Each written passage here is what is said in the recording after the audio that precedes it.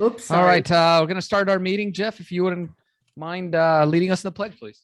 No, That's good. That's good. All good.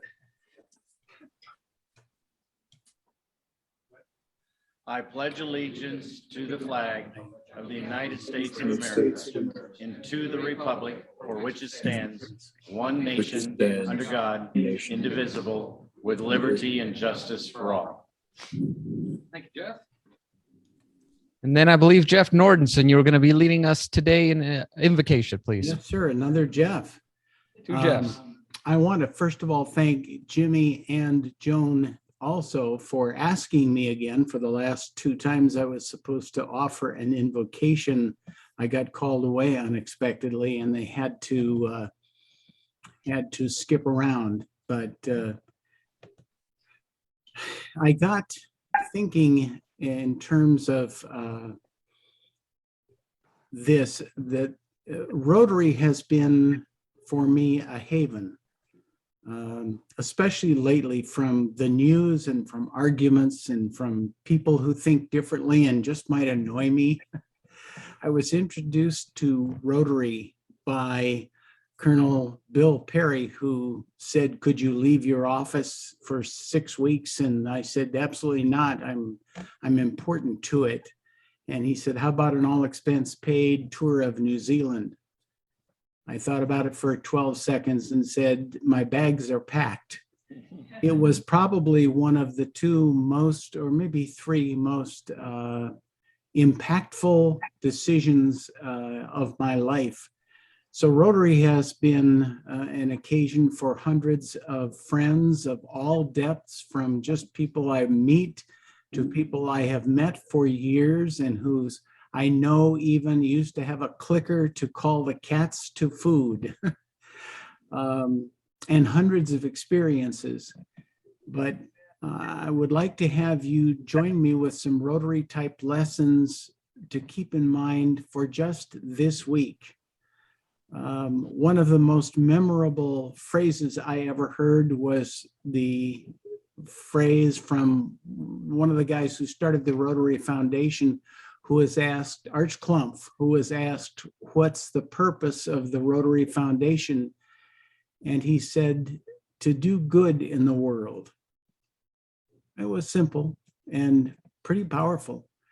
I also asked a guy who thinks more deeply than I do about a common theme of most religions, which he apparently had studied a lot.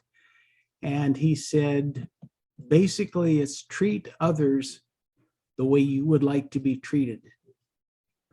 And I think those are things that I see reverberate through Rotary. So my hope is that you all and we all make this a good Rotary style week. Thank you. Thank you, Jeff. All right. Well, you may all have a seat and we'll proceed with our meeting. All right, I'll get things started off. I know we have a few visiting Rotarians. I know Tony's our speaker today, who's a fellow Rotarian, so we'll introduce him here in a few minutes.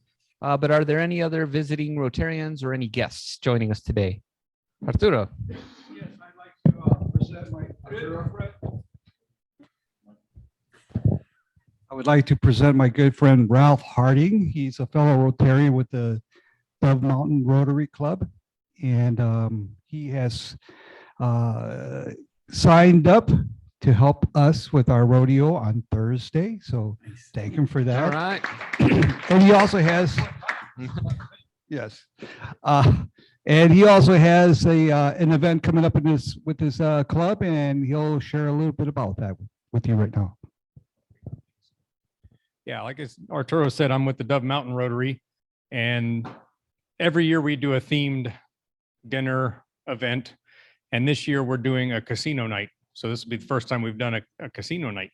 We've done Mardi Gras, we've done Fiesta, we've done different ones. But March 18th, Arturo's got the flyer, so he'll send it out to everyone. And you're all invited. We'd love to see you. It's just gonna be a good time. Great. Well, thanks for joining us. And very much appreciate your help in getting us, helping us serve those beers. So appreciate your help. Yeah. All right. Any other guests or Rotarians? I think we're all set there. We are going to have some announcements here later for the rodeo, so stay tuned for that. Normally there would be announced that on the front side of things, but we'll get into more detail about that after our speaker. Other than that, announcements, typical. So next month, I believe, will be the last Let's Can Polio drive that we're going to be having. So hopefully we're able to get some cans together over the week and a half, two that are coming up. And so if you can bring any from home or from your walks, wherever you see cans, sure to put them in a bag and bring them with you on the first meeting in March. And that'll be the funds there will be used for our Rotaract Club, and hopefully we can help them keep some momentum going. So aside from that, any other announcements? Perfect. Okay. Well, we'll have a little bit more information here coming up. But in the yeah. Tony's coming, folks, on Zoom. This will just be less than a minute. On behalf of the Public Image Committee, and excuse my back, you Zoomers, we've started to have a little more content appear on the website. We had some great articles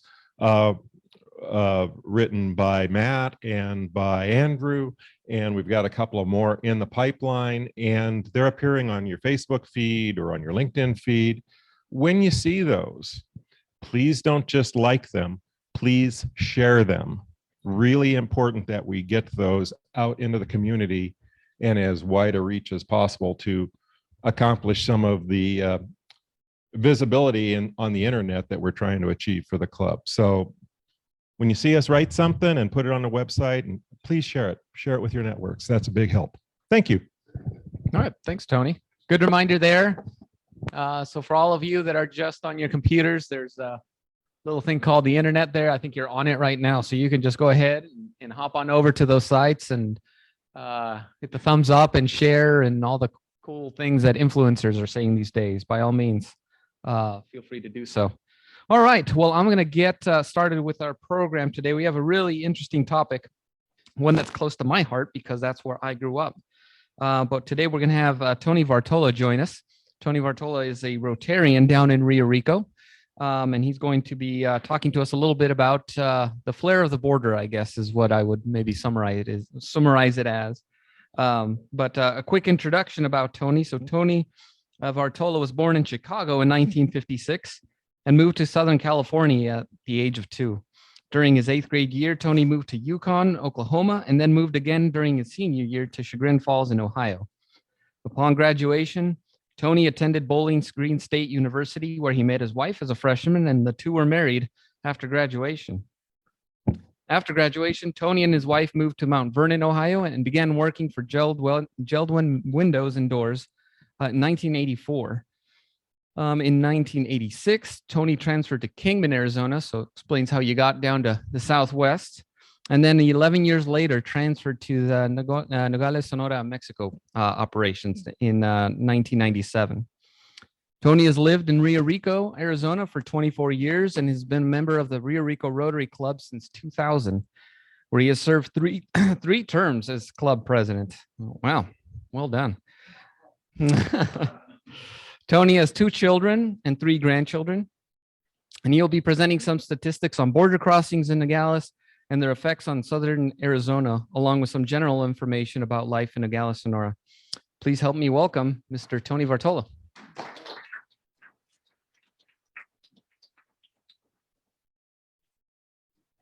Thank you, Mr. President. And speaking with Jimmy as I came in, and he says, "Oh, I'm from Nogales." And I looked at his name flag. I go, "Pinky." He says, "Yeah, that's my dad." I've known his dad for 23 years. Pinky was a maquila manager of a company, MKS, and I came down to Nogales as the general manager of a maquila. And when I say maquila, I mean manufacturing facility in Nogales, Sonora. At the end of 1997, Geldwin Windows and Doors. Some of you have seen our products and saw the products we made at Nogales in the Home Depot stores, but they closed that factory in 2011 with the downturn. And unfortunately, we're the only company in the history of Mexico to shut an operation down in Mexico and move it back to the United States. Don't ask me why. They didn't ask my opinion.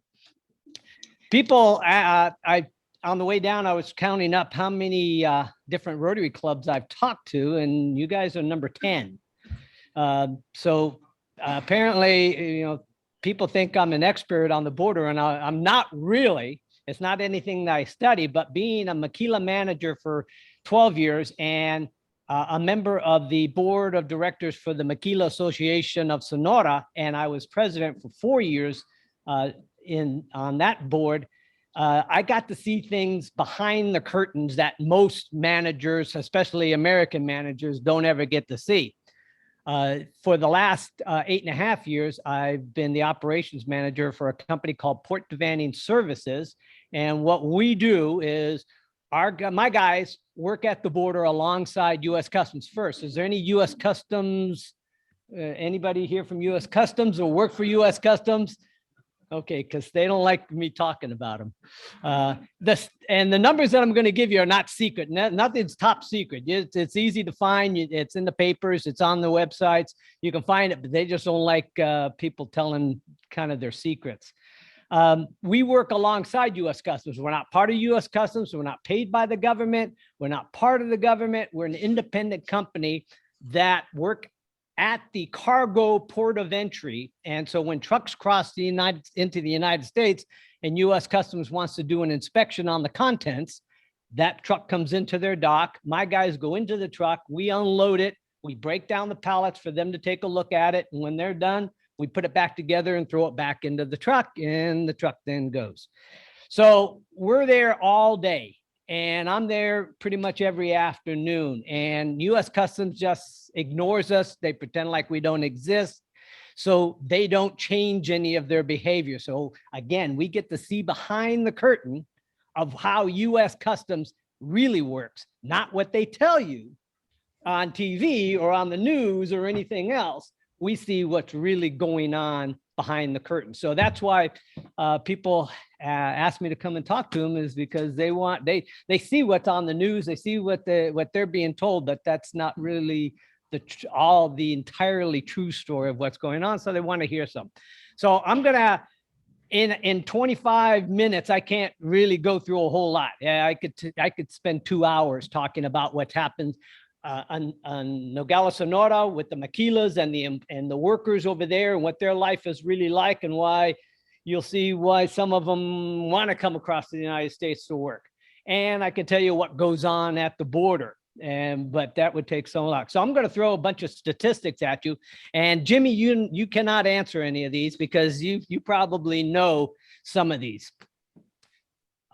First in Mexico, why do a lot of people want to come to the United States to work? Well, Mexico a few years ago, in 2020, or 29, when did AMLO take over? 2018, I think. AMLO, the president, Mexican president, he decided to split Mexico into 2 parts. There is a 20-mile zone along the border, which he calls the border zone, and then there is the rest of Mexico. And to help stop the flow of people coming across is reason why he created this 20-mile zone. So there are two different parts of Mexico. Does anybody want to guess what the minimum wage for the central part of Mexico is? A guess? $7 a day. A day. On the border zone, it's $10.65 a day. So it's not, so you break that down. Now, the thing in Mexico is they do not pay by the hour, they pay by the day. So you have a daily wage, and those people get paid that daily wage 7 days a week. So for the interior of Mexico, they are making $7 a day minimum wage, 7 days a week. Their work week is 48 hours, standard work week. So that if you sit there and you do the math, that doesn't come out to very much. $49 for 48 hours work. So there's reason number one. Along the border and especially in Nogales, the maquilas have always been way more than what the minimum wage. So when AMLO changed it to 1065, he still really didn't come up to what the factories in Nogales were paying their workers anyway. And Pinky can attest to that, that we always paid high. And that is one of the reasons why Nogales never had any union activity in Nogales, because we gave much better benefits and wages than the rest of the country. So the unions kind of stayed away because they knew if they came in, we would drop our wages down to the minimum that we had to pay, because unions in in Mexico are not really a good thing as they are here. They can be really, really bad. There's red unions and there's white unions, and then there's pink unions. The reds are really bad guys that really try to squeeze the company. Whites are just there. They show up once a year, wave to everybody and get paid, and then they leave you alone. And then you have the pink guys in the middle. So the border zone is a lot higher. Also, sales tax in Mexico in the interior is standard. It's not Tucson one thing, Phoenix another thing. No, it's standard. 16% is the standard EVA tax or sales tax throughout Mexico, but on the border, it's 8%. So they dropped it a little bit to compete with people going across the line shopping, lower sales tax versus the higher sales tax. Gasoline was another reason why people cross all the time, and it's a nationally owned gas Pemex, although they have started allowing Chevron and Arco, and there was somebody else that I saw down there that is now being able to bring gas stations into the country, but they are not allowed to charge any less than the Pemex stations are. So it's kind of, yeah, Chevron, you can come in here, but we're going to tell you what you're going to charge. So you're not going to take business away from our national companies, but you can come in anyway. And they peg the gas prices along the border to match those of the competing U.S. cities. Although right now, gas in the United States is more than gas in Mexico. So they're not crossing quite as often just to come fill up their tanks, which it wasn't anyway, because they closed the border for 18 months, starting in May of 2020, and they just reopened it in November of 2021. So there was a lot of time where a majority of the people could not cross for whatever reason. So let's get into crossings. How many people have been down to Nogales? Again, Jimmy, I know you. It's not very big, is it? It's pretty small. The US side is only about 25,000 people, and it hasn't changed much in the 24 years I've been down there. The Mexico side has grown, and it's anywhere from 250,000 to 300,000 people. But if you've ever driven around Nogales, it's really tightly concentrated because it sits down in a valley and the hills. So everything is really tightly packed into this little stretch between the valley. So Nogales itself is not very big. When you think about that, it's even both sides of the border. It's still, as far as a border community, it's in Mexico, it's pretty small in size compared to Tijuana, Juarez, Chihuahua, different others, Matamoros, down south, different things. So it's not very big. And so if you picture Nogales, little Nogales, and if you haven't been down there lately, you need to come down and see all the construction that's going on right down there as you go in. Because they've done, for the last 18 months, they've been putting flyovers over top to handle all the truck traffic, which I'm going to talk about. And I'm going to give you figures from different years because that's what the latest tally is. In 2019, before the pandemic shut everything down, there were 3,419,000 pedestrians that walked across the line. Picture little Nogales, 25,000 people, 3,419,000 walked across the line. In 2020, after the pandemic, that number dropped 44.6% because the border was shut down. How many cars? In 2019, 3,369,000 cars came across that border. Little Nogales, little city, 2 little entries, 2-lane roads going in and out. In 2020, that number dropped 32%. People traveling in those vehicles, those 3,300,000, 6,766,000 people were traveling in those cars in 2019. In 2020, that dropped 42%. So what kind of impact did that have economically on Nogales and Tucson? Huge, huge impact. Nogales, downtown Nogales was a ghost town. Nothing remained. Nobody was down there. You could go down there any time of the day and not see one person on the street. It was sad. And of course, the Walmart and the Home Depot and everything else that they built for those 250,000 people crossing, they had a hard time too.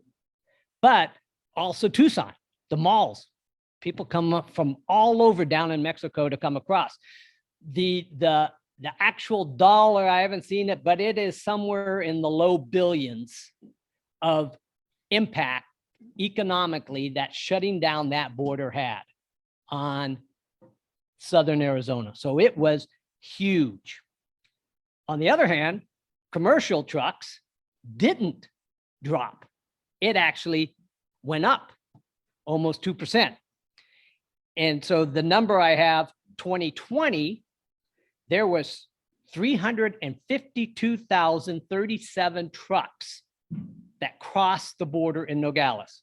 Again, visualize little Nogales. There's only one place where a truck can cross, and it comes down a 2-lane road to get onto the freeway.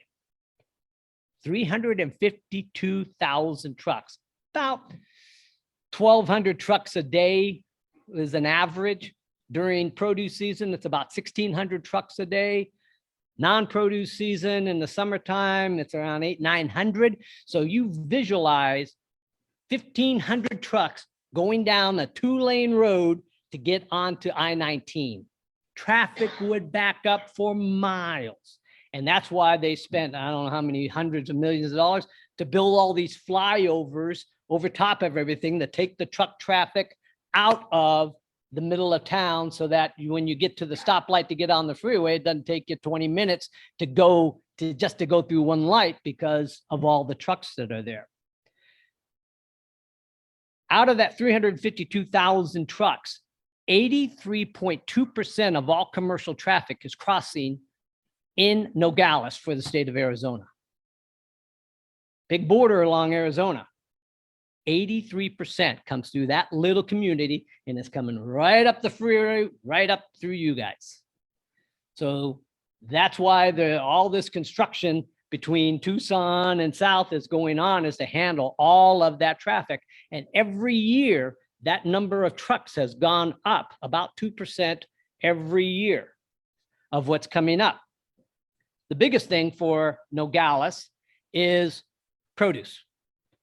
Depending on the time of the year, Nogales is either the busiest or the second busiest port of crossing for all produce. They compete with Far Texas as far as that. So depending on time of the year and what's coming across, Nogales or Far is number 1 or number 2. But coming through Nogales in 2021, there was $3.4 billion worth of produce coming through that little port. 1,200 trucks average a day coming through that, bringing. And the biggest thing that had been crossing was tomatoes, $700 million in tomatoes. So you see why the Florida growers got in such an uproar, is because $700 million didn't go to them. It went to Mexico growers. Why? The Mexico produce is much better than the Florida produce. It's vine ripened and it has better controls. The Florida produce is not ripened on the vine. They gas it to make it look ripe, but it's actually a green tomato. When you cut into it, it's still a green tomato. So the quality is less, and people prefer the variety and the flavor of the Mexican tomato. So they put on a whole bunch of barriers to slow down that. which it didn't. Now, every truck that comes across has to be inspected by USDA. So you can imagine $700 million worth of tomatoes is a lot of trucks. And USDA has to inspect every truck that comes across the border because of the restrictions that the Florida growers convinced the government to put onto tomatoes. And that 700 million is the highest volume crossing the border. It comes through Nogales. So Nogales is an important part of the winter produce for all of the United States. In May to July, you have grapes coming out of Hermosillo. And if anybody's been down to Hermosillo lately, as you're driving down Hermosillo, just on the outside, there used to be a few farms that had maybe about a mile's worth of grape fields. Now it's 10 miles long and it goes as far as the eye can see for table grapes. And this past year in 2021, there were 21 million boxes of grapes crossing. About 12 bags per box comes out to about 252 million bags of grapes coming from Hermosillo. So again, a real important part of the produce supply chain. You have grapes in the wintertime that come out of Chile, and then you have in the spring and early summer, they're coming out of Mexico, and then the summertime, they're coming from California. So you have year-round grapes.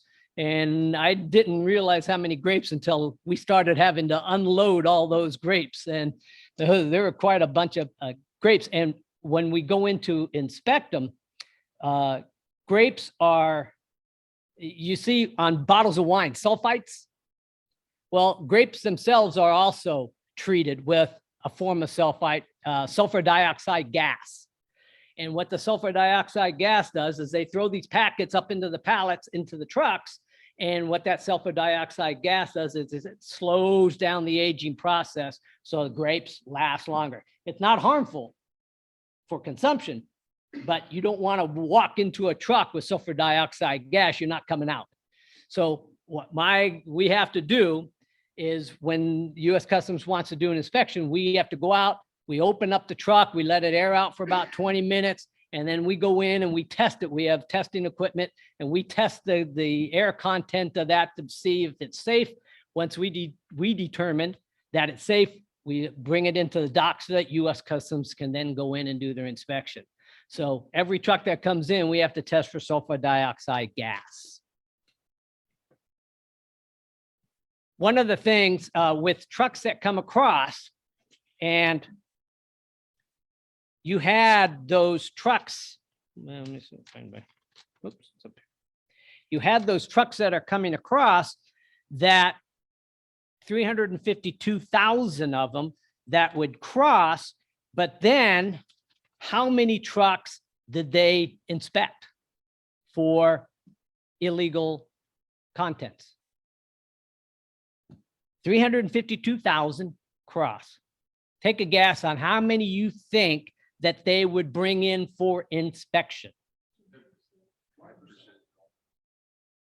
Actually, they bring in for inspection and x-ray combined. And that's about half and half. Well, no, it's more x-ray now than it was inspection. They brought in 56,000 trucks for inspection, 16%. So it's actually pretty high. And when a truck comes into the United States, it has three options. It can either be passed all the way through without anybody even looking at it. It can go into x-ray, where they have, and you think that they'd have sophisticated x-ray, and they do, but they haven't ever used it. The ones that you see at the Border Patrol station outside of Tubac, you see that truck with the big arm? That's what they use. So you can only do about 100 a day using that thing. So they'll run that through. You'll either send it there or they bring it directly into the dock for physical inspection. If at some point in the x-ray, they see something that they can't identify, then they'll also bring that in for us to unload and they do a physical inspection. There are certain things that are mandatory for them to bring in for physical inspection. And there's two arms of US Customs. There is the enforcement. Those are the guys that walk around with guns and they look for drugs. And then there's the agriculture guys, and they don't carry guns and they look for bugs. So certain produce 100% gets inspected. Chinese vegetables, bok choy, yao sum, all those leafy vegetables and that is 100%. So every one of those trucks gets brought in and they look through it and they're looking for bugs. Oranges, avocados, mangoes.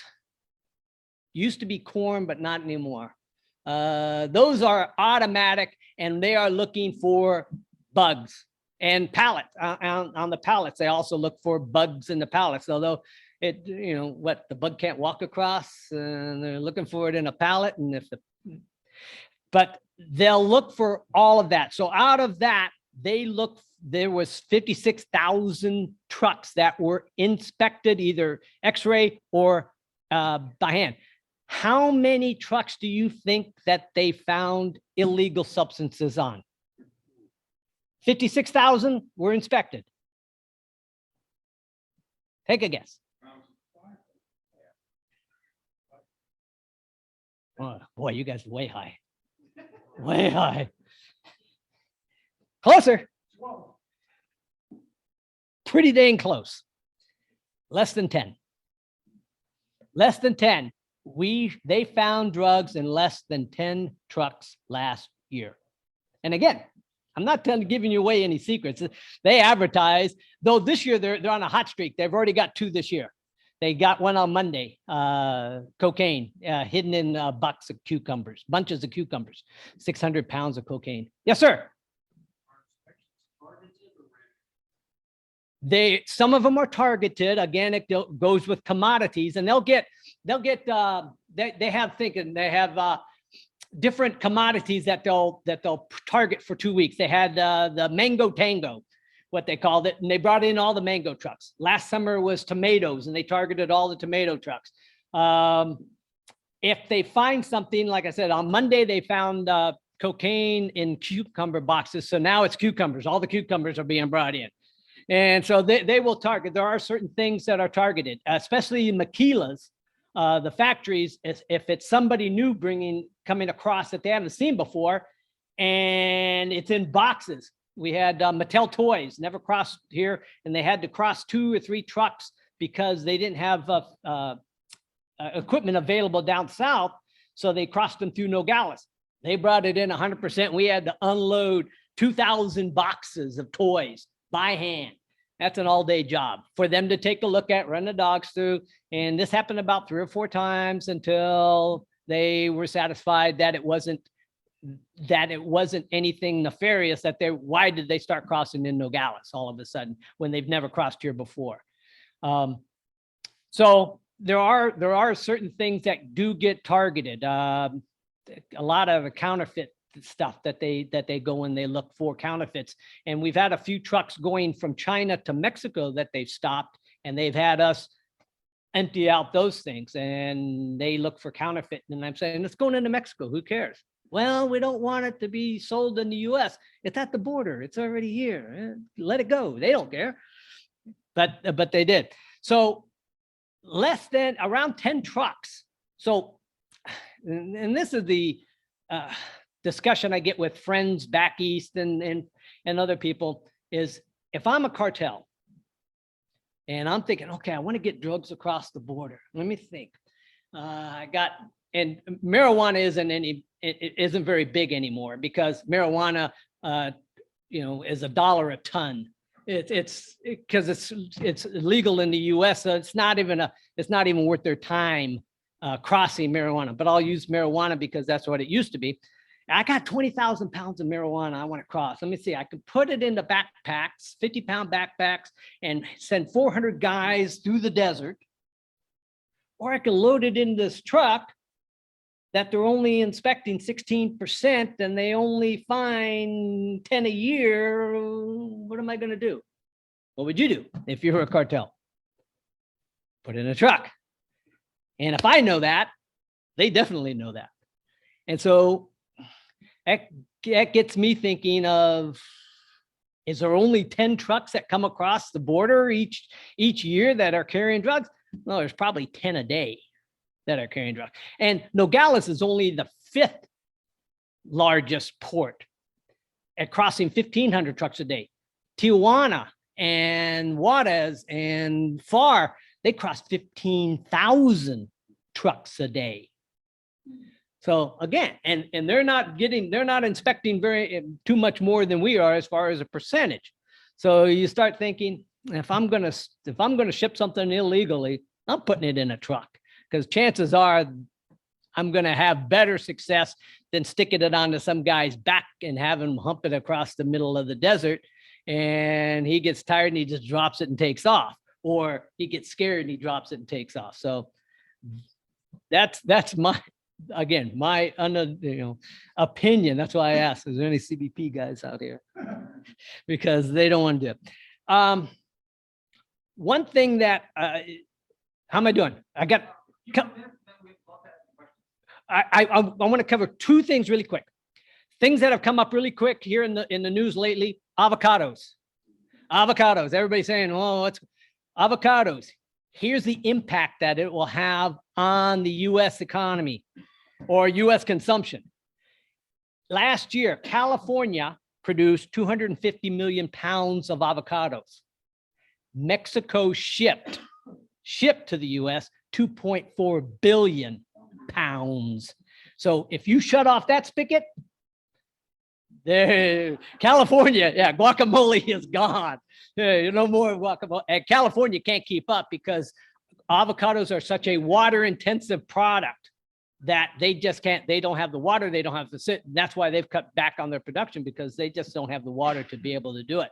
So that's one big thing that's coming in the news lately. And the other thing is the undocumented kids that are coming across the border, and everybody's saying, well, why are all these kids coming by themselves? 2 reasons. If the parents are sending the kids because they want them to have a better life. And so it's a legitimate reason in their mind to send the kids across. And they know if the kids come across by themselves, the US will not turn them around and send them back to Mexico. They will try to, and most of them have relatives in the US, so they will try and find relatives in the US, hook them up with that, and the kids are now in the United States. I can't blame the parents for that. The other reason is that why they're coming across by themselves without any adults. And Border Patrol, we had them speak to us on Wednesday, and it took them a while to figure it out, but they finally figured out what's happening. They were seeing out in the middle of the desert in the Tohono O'odham Nation, coming across at 1 o'clock in the morning, 2 o'clock in the morning, groups of 100 kids by themselves. Little kids. And I go, what are these little kids doing out here by themselves at 1 o'clock, 2 o'clock in the morning? And of course, they have to go and take care of them and do that. They figured it out. They were used as decoys. So the cartels got a hold of it. And 1, they were making money from the parents, paying them to get them across. But 2, they were using them as a decoy, that if we send all these kids, all of these Border Patrol agents are now going to have to go and take care of them, which then frees up everything else. And so when they're gone, we just come right in behind them. So the cartels are using them, 1, as a money stream, but 2, as a decoy to plow the road out of the way so that they can't get to it. And so now you go into, do we have a wall? Do we not have a wall? Well, they're saying the wall that we were promised, but we didn't get, was a 30-foot wall with sensors that would tell you when somebody came up to the fence and banged on it or got close to it. But he said what we got was an 18-foot wall with no sensors out in the middle of nowhere. So all they're doing is throwing it over it or cutting through it. So the wall that they got doesn't work. So you can put that thing all the way across the border, and they said, it doesn't matter. We can't get out to those areas fast enough. We don't have the personnel to cover it. Without that sensor on there, it doesn't make any difference to us. So those are kind of the things that are happening. And again, Jimmy, I could go on for a long time. So if we have any questions. Yeah, thanks, Tony. A lot of good information. I'm sure that there's a lot more that you can say, but we do want to leave a little bit of time for questions. I understand. I'm in the club. I'll selfishly take the first one. Having grown up there, and I think I predate you by a few years down in Nogales. Like you had mentioned, Nogales, Arizona, it hardly has changed. I don't know if it's Nope. changed at all. Population wise, not at all. There's a few, Home Depot and Walmart came in, but they saw everybody coming up here to Tucson to shop at Home Depot and Walmart. So they got smart. And the Walmart down there is like the 5th busiest Walmart in the nation. Right. It's bad. But Nogales, Sonora has changed, tenfold. Yeah. And so just any observations there over the years, like what you've seen come in, come out, what are the big changes? And maybe if you could pinpoint like how that would happen just across the border, it's grown that much. And then on the American side, it hasn't. Outside of a lot more factories going in, they're starting to come back. They started leaving around 2000 to go to China, but now they're starting to come back because they found out China wasn't so great. And it's nice to be next door versus way over there. And then your stuff sits out in the port for 3 weeks before it can get unloaded. So we're seeing a lot of factories, which means more workers coming in. So they're building more housing, more government housing throughout. And that's a whole nother talk that I could give you about Maquila and the government housing and the benefits and everything else. It's just really interesting, but sad. Too. So we saw that. And then in the early 2000s, we saw that the cartels were choked off of going through Tijuana and through Juarez. And so the concentration now became Nogales, and Nogales became the corridor. And so we started to see a lot of cartel wars, which looked bad. But as an American that would cross every day, and I bowled in 2 leagues with Jimmy's dad down there and come home at 10 o'clock at night, I was never afraid of the cartels because they weren't targeting us. What I was afraid of was the federal police because they shoot everything and then figure it out later. So if you got out there, and they would be patrolling around town in these pickup trucks with 5 guys with automatic weapons. And I got stuck behind 4 of them one night coming home about 10 o'clock at night. And that's as scared as I got, because I said, if somebody does something, they're just going to start shooting everything in the area, and then they'll figure it out later. But I've never been afraid of the cartels. Although last night I got a text from a very, very, very good friend of mine that I've known for 23 years. He lives in Nogales, Sonora, and we see each other all the time. He has, we've never been afraid, and he's never said, hey, Nogales is bad. He texted me last night. He says, if you're going south of Nogales, between Nogales and Santa Ana, Imaris, Magdalena, that corridor, he said, or anybody that's going south down to San Carlos, down to Quino Bay, or even to Puerto Peñasco, tell them not to. It is bad.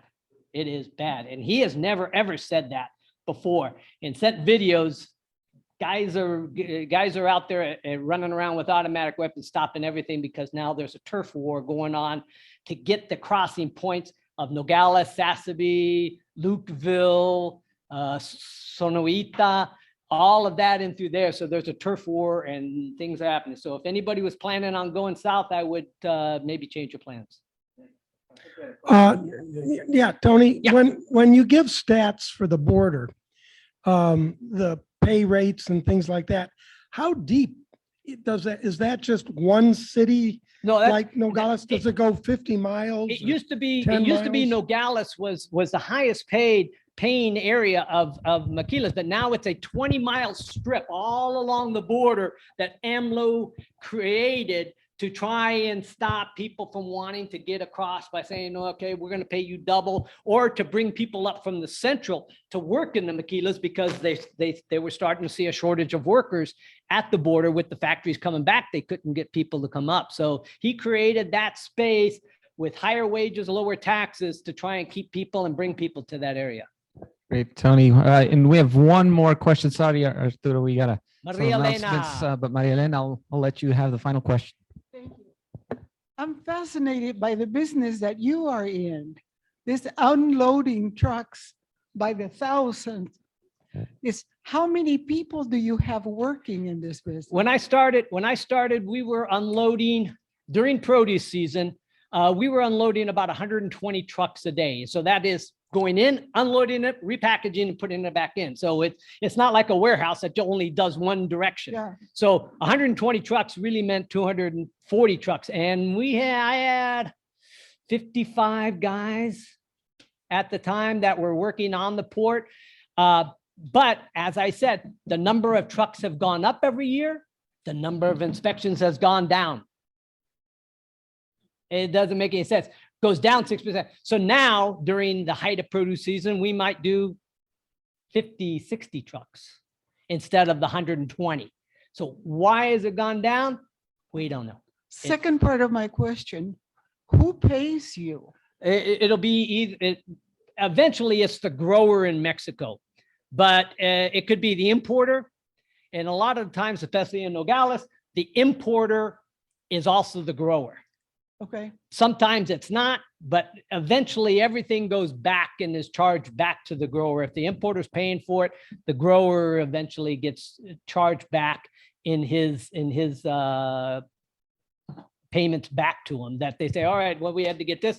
And when we charge anywhere from $100 to $125 a load to unload, break down, repack, strap back up and throw it That's back very in. little.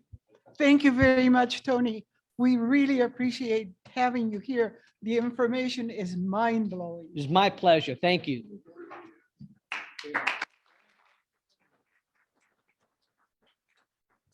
Tony, as a Rotarian, I'm sure you're very familiar with Rotary International's mission to end polio, to eradicate polio. And so in your honor, we're going to do a donation to Rotary International for 100 vaccinations for kids around the world. So just a way for us to be able to say thank you for joining us, for giving us all this information that, again, you know, it's just 60 miles down the road, but it's a whole world different. You get a few steps into the next, into Nogales, Sonora, and it's a whole different world. So a lot of good information. So, right.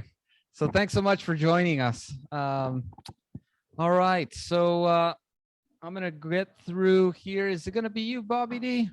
The hearts, Queen of Hearts, I'm sorry.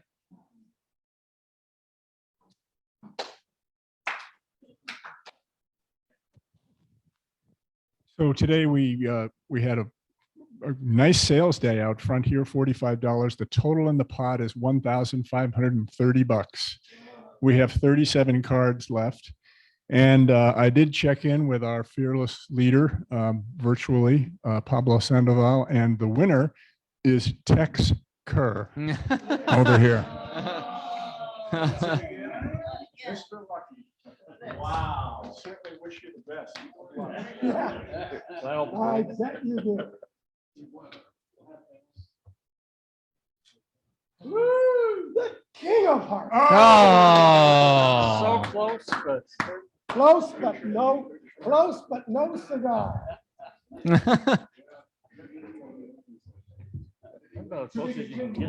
All right. Thank you, Bobby D and Andy. Yippee-ki-yay, I guess, you know, on to the next week's round. All right. So with that, we're going to have Irv today be our sergeant at arms and a little bit of double duty. So please, two claps, please, for Mr. Irv. The rodeo deserves more time than sergeant at arms. I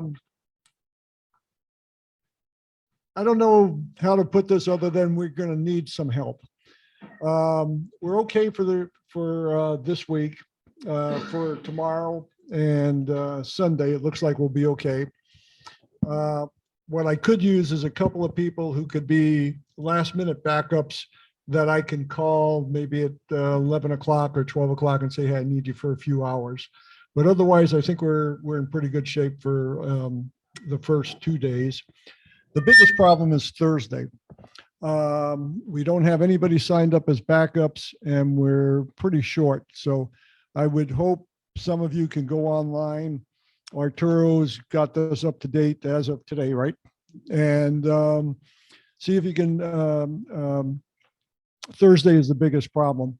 Coming around to next Friday, Saturday, and Sunday, on Zoom, we have I think, Barbara, I see you're still there, and Bob Grady, they've signed up to be backups on both of those days. Pat, you're a backup one day this week. The backups are really helpful because when it comes down to it at 10 o'clock in the morning, when most of the people are showing up, I need to have enough people so that I can staff each booth with a minimum of one person, preferably two. We don't get busy until afternoon.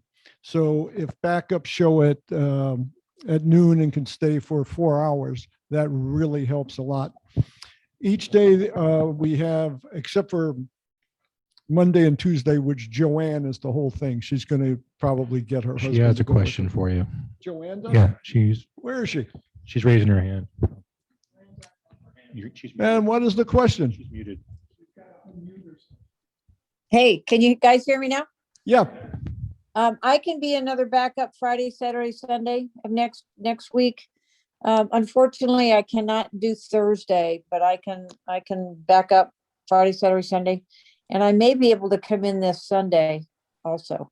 Okay, I appreciate that. And when it gets to Happy Bucks, I'm going to throw in some money because we need that backup. So thanks. And because we have two supervisors each day, before whoever the supervisor was, they were basically there from 9 o'clock in the morning till the worst time was about 8 o'clock at night. But by splitting the duty, we'll have an hour and a half overlap every day to help cover people for lunches and things like that. So I encourage everybody to go ahead and look at the sign-up sheet and help wherever you can. So I don't know what else to say, except for now I'll ask for, Jeff, would you mind the fine can? Oh, never mind. Tex has got it. I'll start with 5 happy bucks for Joanne up there. And seeing that I didn't think about fining anybody, I was more concerned about this. I'll open it up to any other happy bucks. Tony? I have, as you know, I prefer to call them shameless self-promotion bucks. I have 5 shameless self-promotion bucks. The band's going to be at Monterey Court on Sunday, 6 to 9 p.m. outdoor show, COVID protocols followed by the management and staff. Pretty safe environment to come hear live music. Sunday, Monterey Court, and the following Thursday at Pastiche, which is an indoor show, but the staff there also is very masked. So if you want to hear some live swing music this weekend, Sunday or the following Thursday. Yeah. Oh, before we get to any of the happy bucks, does everybody who is going to be volunteering have their whatever you call these things? The lanyard. Okay, if anybody's short one, Arturo's got a bunch of them with them. Anybody on Zoom that needs some, I need give me some. or Arturo a call. You need this to get into the parking lot. If anybody doesn't have one, there'll be a list of who the supervisor is. I'll be more than happy to run out to the parking lot and give you one if I have to. That's how much I need to help. Okay, now we could have, Yeah, I want to thank Maria Elena for inviting me to come down. It's a pleasure to come down and see so many people. The last Rotary Club I spoke to was a dinner club up here, and I showed up and there was only 4 members. So that was that. And one thing I forgot to tell everybody is my advice to you is wash your vegetables twice. I see what happens to them. They fall on the floor. We just throw them back into the box. So wash them twice. you know, one of the best pieces of advice I ever got from traveling was from a client of mine who was an internist. And you always think that if you're going to have a salad, you're getting something healthy. And I mentioned that we would be in Egypt for a few days. And his advice was, if you can't peel it, don't eat it. Matt? Yes, I've got some happy bucks on behalf of Bob Delaney and myself. I'm speaking for him, but I believe that during Tony's bio, when the words Mount Vernon, Ohio came out of Jimmy's mouth that both of us had this warm feeling for a institution of higher learning right outside Kenyon College. That's right. When were you in? 1978 to 1984. So was Mama's Pizza Hut still there when you were there? Best And pizza. Paul Newman and Joanne Woodward would come every summer and run, he would do summer theater. He would direct the play. Yeah. And Joanne would work it, would act in it. And I worked in a clothing store when I first worked it, and I was Paul Newman's personal valet. Woo. I can't top that one. But I will fill a couple slots for your backup. Oh, thank you. Just let me know what days. Appreciate it. My happy bucks are for the foundation, a half a leg up. Saguaro Baptist Church celebrated yesterday its 50th year anniversary.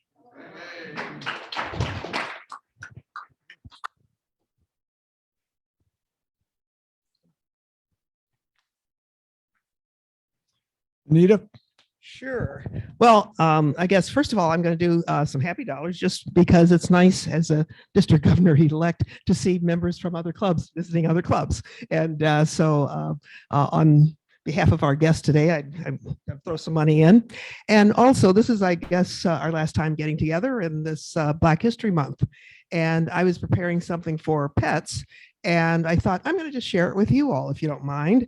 And it's something that will follow right along with the flavor and the tone that Jeff Nordenson said a little bit earlier, that was written by Maya Angelou.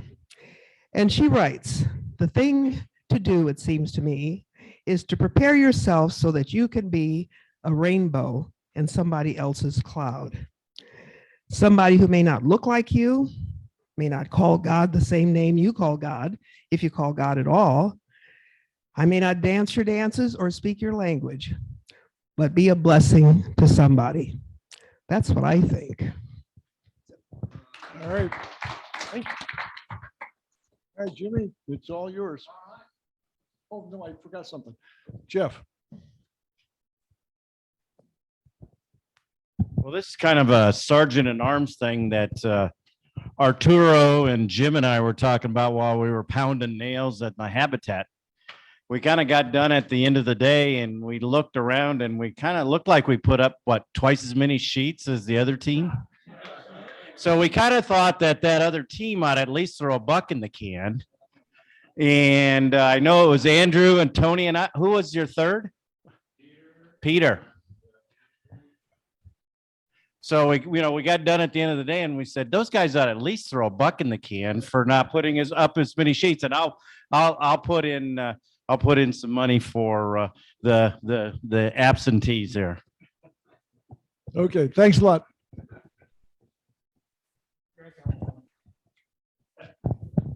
I'm going to put in one for my friend Ralph.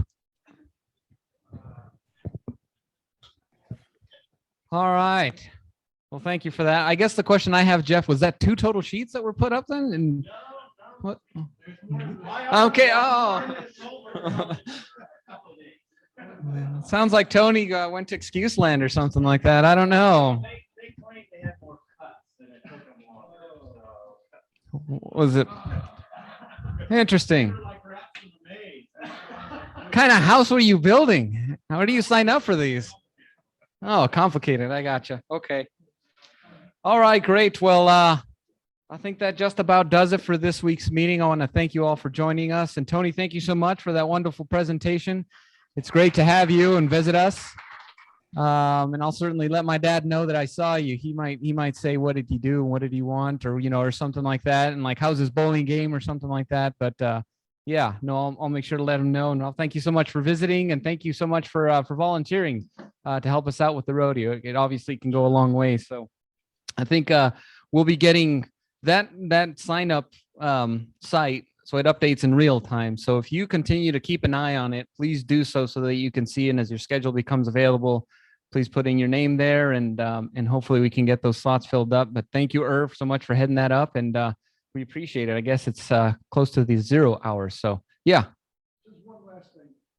I might be heading it up about the Right, and that's definitely true. Bobby D is definitely doing a lot of the heavy lifting here. Except you keep giving the card to Andy. I don't understand that part of it. The Queen, only critique, small improvement. All right, great. Well, we will end our meeting then by reciting the four-way test of the things we think, say, and do. First, is it the truth? Second, is it fair to all concerned? Third, will it build goodwill and better friendships? Fourth, will it be beneficial to all concerned? Thanks, everybody.